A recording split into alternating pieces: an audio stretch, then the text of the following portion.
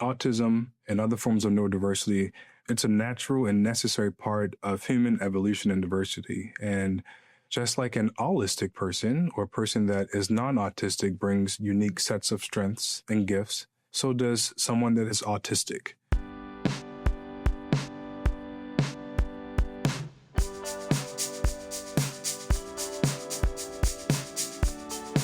What if the key to understanding yourself wasn't in fixing what's wrong, but embracing what's always been uniquely you? In this episode, we talk to Dr. Darian Senn-Carter, AACC's Director of Homeland Security and Criminal Justice Institute. We explore how growth doesn't always follow a timeline, and sometimes redefining yourself starts with learning to see your own story in a new light. It's a conversation about self-discovery, giving yourself grace, and how seeing the world differently can be a source of strength, even when faced with struggle. I'm Dan Baum, and you're listening to Redefine You.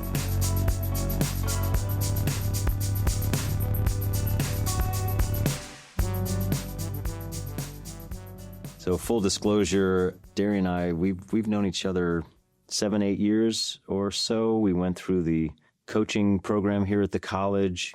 We were in the pilot, I guess we were the guinea pigs.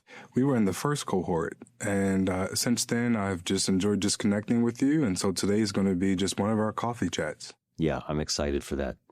So, Darian, you recently had a diagnosis, had a pretty big impact on you. So talk to me more about this diagnosis, how it came about. Well, April is Autism Awareness Month, and I think it's no coincidence that a year ago, this week actually, I received my official diagnosis of autism. It's provided context for my lived experiences. It's provided information for me to be kinder to myself, to give myself more grace, and to fully just embrace all the things that I've always known were there. So what advice or tips can you offer on how to frame our conversation or specific definitions you want to highlight? Sure. I think first we'll start with autism, and I think that autism is a difference.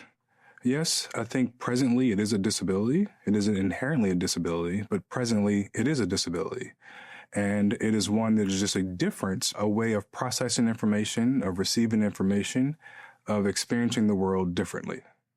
Since you had this diagnosis fairly recently, I'm thinking there's sort of a pre-diagnosis Darian and a post-diagnosis Darian. So tell me a little more about pre-diagnosis. Sure. I think I'll begin with most of my life, I've always felt different, and something that I've just leaned into and embraced. And this gives me a little bit more information about myself. It always felt as if others had a rule book of how to navigate throughout the world and society. And I just didn't have that rule book. And so I've had to learn through experiences, through observation, through careful practice, if you will, of how to navigate throughout the world. Autism is often characterized by differences in communication, differences in social interaction, and differences in structure and routine. And I say differences intentionally because prior to this diagnosis, I kind of accepted also that there were challenges in those three areas, but really it's a difference in those three areas. And those differences have led me to be a very organized person, a very intentional person. My family makes jokes that I have a plan for a plan, an itinerary for an itinerary, an agenda for an agenda. And much of that is true. And I think pre-diagnosis, Darian, was, and I continue to be this way, extremely ambitious. I think I'm very focused on the impact that I have in the world around me. And I think my life's work is empowerment. And so pre-diagnosis, Darian, was one that had many things on my plate. I've always balanced many roles, many activities. And with the diagnosis, it's given me a pause to make sure that what I do is truly aligned with myself, that the goals that I go after, the experiences that I seek, that they are authentic to me and not necessarily prescribed by society or what I think society would prescribe to me. You said you had a lot on your plate. You've been a county council member. You have a background in special education. What was it like to know that you worked in special education and were unaware about this aspect of yourself? I consider myself to be extremely self-aware. And with my background as a special educator, all the courses that I've taken, all the years of training and working with young adults and with disabilities, the notion that this evaded and eluded me was something that was really hard for me to accept. And it forced me to look at autism differently. It forced me to look at disabilities differently. And for the most part, these experiences are described on the impact on other people versus the impact of the condition or disability or disorder on the person that has whatever the disability would be. So what was it like to actually get the diagnosis? What was your reaction? By the time I received my diagnosis, I had already put all the pieces together, but I needed that formal diagnosis for myself. So prior to my diagnosis, there were months, and I would even say maybe 2 years of intense introspection and research and exploring and learning what autism is from a lived experience. And with that in mind, by the time I received my diagnosis, I had accepted that. It was difficult for me to, in a sense, assess how autism has impacted me throughout my life, to kind of put a name to some of the challenges that I've experienced, to put a name to some of the pressure, to put a name to some of the things that I just felt that everyone dealt with, and to know that I had, to be quite honest, challenges in these areas, but still have been able to achieve an experience was sobering in a sense. It provided a space for me to grieve in a sense. I had to grieve how hard I've been on myself, how relentless. I pride myself in perseverance and grit and resilience, and those things are certainly my strengths. But to see that I was navigating things in a way that other people just weren't navigating. When you were doing your research, what were some of the things that really struck you or surprised you? I think for me, the value that neurodiversity brings to the world, that autism and other forms of neurodiversity, they're not diseases or anything to be cured. It's a natural and necessary part of human evolution and diversity. And it encompasses a lot more than autism. And so ADHD would be a part of that, dyslexia. There's a long list of different areas that all are part of this family or community, if you will, where it's just a difference in brain type. And just like an allistic person or a person that is non-autistic brings unique sets of strengths and gifts, so does someone that is autistic. Some of the common things that I've always experienced, I think, was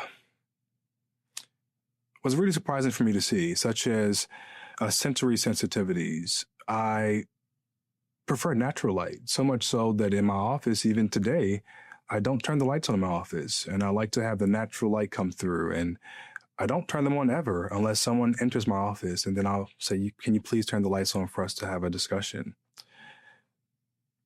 I think that things that I've been told were my strengths all of my life, many of them are attributed to autism. My deep focus, my creativity, problem-solving skills, ability to recognize patterns and attention to detail, that these are things that I have used to my benefit, but they're also common within the autistic community.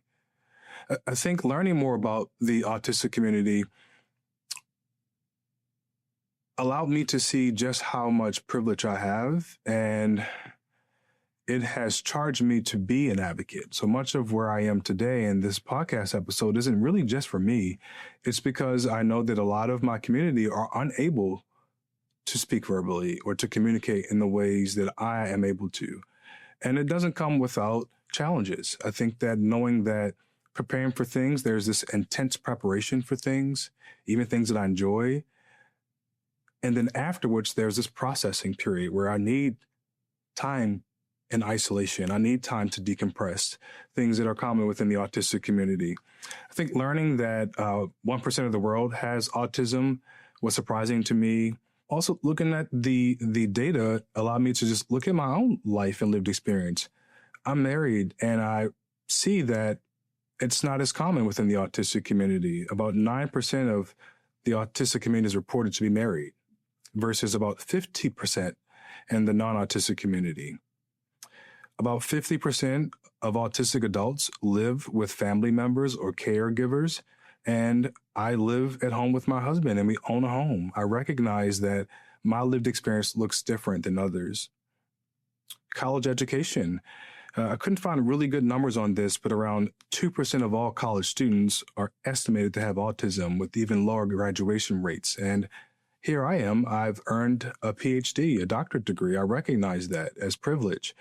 And the autistic community is about 85% unemployed or underemployed. And here I am in a career that I love, and I'm really great at it, I hate to say. But that's a privilege. And so I want to speak out for those reasons. And I think all of those things may contribute to why I may have missed this within myself. I think why I may have been missed by my medical professionals. I think perhaps why I wasn't diagnosed as a child. What are some misconceptions that people may have that you want to dispel? I think the first is that there are these kind of common examples or exemplars that we see of autism, that either you're completely nonverbal or you have exceptional intellect or you're a savant in some way. And those things certainly exist within my community, but that isn't to say that everyone has the same experience, and to recognize that and not to expect that or to put people into those categories, because the majority of people with autism are not going to fit those categories. They're going to be somewhere in between. Beyond that, another is that autistic people lack empathy, and I think that is very far from the truth. I feel things very deeply, that autism is an intellectual disability, and it is not. Yes, there are comorbidities or other conditions that may be common, if you will, within the autistic community, but autism in itself is not an intellectual disability. That there's a cure for autism.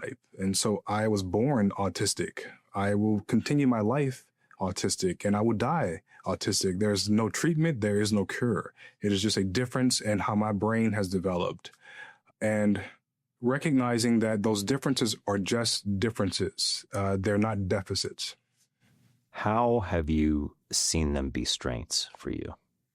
Well, I think that may tie into my children's book, The Boy Who Dreamed Big, How One Boy's Autism Became His Superpower. And the title in itself is a conversation starter. And I say that because I think that autism inherently is not a disability, and I firmly and strongly believe that. But presently, the world does not accommodate those with autism, those that are autistic. I recognize that it comes with challenges, and that many people experience those challenges, like myself, every day. But for me, the superpower came in giving me that awareness, providing that awareness, that piece of information that I've always missed. And there are common characteristics of strengths within the autistic community, and I would say that it is my attention to detail. I think that something that my passion. I've been told my entire career that you're so passionate. I think that there's something that I care about. You'll probably sense that passion in me, and I'll be relentless with pursuing that passion. I think that my sense of justice, I think that I have a strong sense of empathy. I have a deep care to leave the world better than what it is now. And I think all of those things are part of how autism has manifested within me. A lot of what we hear about autism is around children. Mm-hmm. What has been the challenge from an adult perspective? Generally speaking, I think society forgets that autistic children grow to become autistic adults. And so I don't have a number here, percentage, but the majority of resources are all dedicated to children. And once you become an adult, there is a lack of resource, a lack of support, a lack of just guidance and direction. And so for myself, finding a medical community that could assess and diagnose me with autism was a challenge in itself. There are many places in our area, in our state, in our region, but most of them don't accept adults. And the few that do accept adults perhaps don't accept insurance, or maybe didn't take my insurance. And the ones that did align, the waiting list was so long that it would have been 6 months to a year, and in some cases, 36 months. It was, I think, the longest that I heard I would have to wait. Wow. What supports have you found or relied on as part of this journey? Well, my mother. My mother is my biggest supporter in life, and I would have to give her a shout out today. So I'm glad I've done that. Other than that, I think finding the sense of community. I've always, in the past few years, I've been looking for deepening my sense of community in ways that I didn't realize I was seeking. And so after my diagnosis, I joined a few organizations where they have support groups for adults with autism. And that has been tremendously helpful for me to know that I'm not alone, to know that there are others that experience life in the way that I do, but also that there's a support group to help us navigate these challenges and differences and to do it with pride and to embrace it. What connections do you see between your teaching and director roles and other experiences and identities that you have? I think that everything is connected within my career, but more broadly, everything is connected in some way. And the concept that comes to mind immediately would be intersectionality. And it's really difficult for me to tease out the impact of one demographic of myself versus another. And so for me, as an African American, I went to a predominantly white institution. Working in a field where I am a minority is nothing new to me. To be a member of the LGBTQ community, and I'm proud of that. That's another marginalized, minoritized community and that I'm a part of. And so this was just something else to add to those labels. And because I've had that previous experience, I really challenged myself to fully embrace this new label. And I think because of those previous experiences, I was able to get here a lot quicker. And within my career, I take all the different experiences, all of the titles, positions, and I could take something from each of them and use that into my current role. And so in my current role, I see the value of disability awareness and to move beyond awareness to provide tools for people and to let them know that it's okay to have an open and candid conversation. If you don't know, it's okay to ask a question. We're not going to always get everything right, but it's the intention behind that.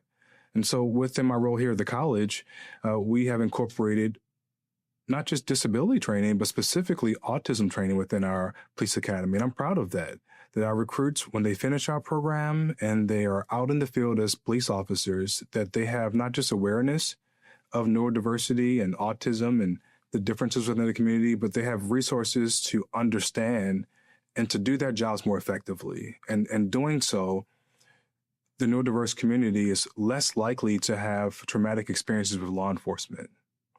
They're less likely to be victimized by crime. They're more likely to receive the resources that they need. And so our recruit officers, they go into the field and they're able to implement diversions. And so not every person that a law enforcement officer encounters should end up in our criminal justice system. So we could divert them in a way that is helpful for everyone. I think that within the college, I have chosen to be brave, and I think it wasn't intentional. I think that someone at the college somehow found out about my children's book and congratulated me. And prior to that, I don't think I was going to mention it with very little fanfare, but I've embraced that. And it actually supports the reason that I'm choosing to be brave. I don't think that I'm being brave. I think that I'm just being authentic. But I recognize that in doing that, it does take bravery and courage. And me doing this, it provides a safe space for other colleagues to share perhaps their neurodivergence, or perhaps that they have children that are neurodiverse. And many of them have confided in me. It's really comforting and rewarding to hear. I'm humbled to have colleagues approach me and say, I never share with anyone, but I have ADHD. Thank you for being brave and for sharing. And I think in doing this, we will better support our colleagues, we'll better support our students, and that will trickle to improving our society in the way that I hope. Sounds like you're being very intentional, too, about supporting neurodiversity in your classroom and with the police academy. Are there some tips that you would recommend? There's a quote that I use quite often, and it is, if you've met one autistic person, you've met one autistic person. And I think that is so true. We understand that autism is a spectrum, but I think it's difficult to really conceptualize what that means. And so in recognizing that, yes, there are some commonalities, but how they manifest, and if they manifest, is very unique to every individual autistic person. Autism looks different in every single person that has autism. And to recognize that is a way to understand differences, to not jump to conclusions with others, to be okay asking questions, to be okay being curious about others.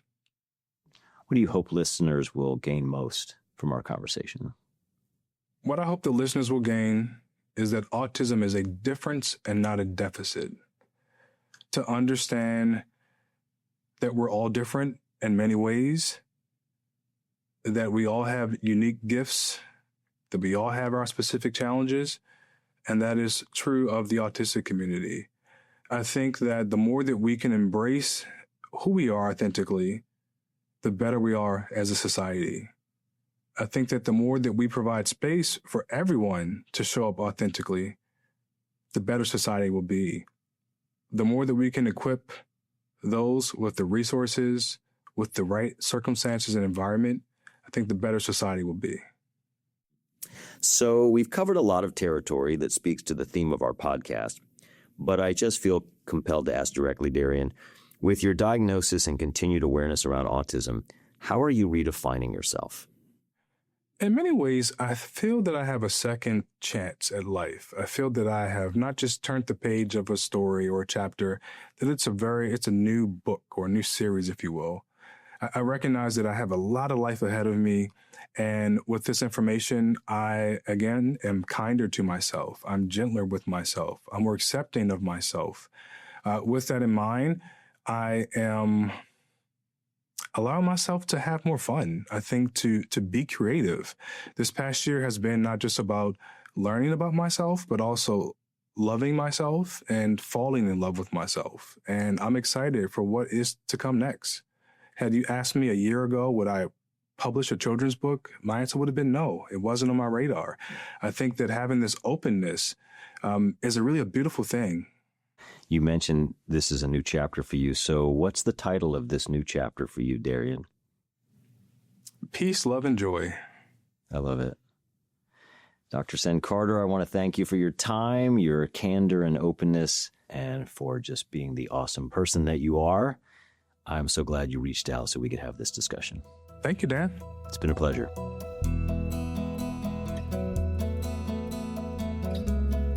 We all have those moments, times when something clicks and suddenly things make more sense. Not because anything has changed, but because we finally see it differently. Darian's story is a reminder that redefining ourselves isn't always about reinvention. It can be about clarity and understanding who we've been all along. His diagnosis didn't change who he was. It offered the chance to be fully, authentically him. Sometimes the world sees difference as a deficit, but with the right context, we may realize that the differences we embrace can become strengths. Darian's journey encourages all of us to connect the dots of what makes us unique and make space for others to do the same.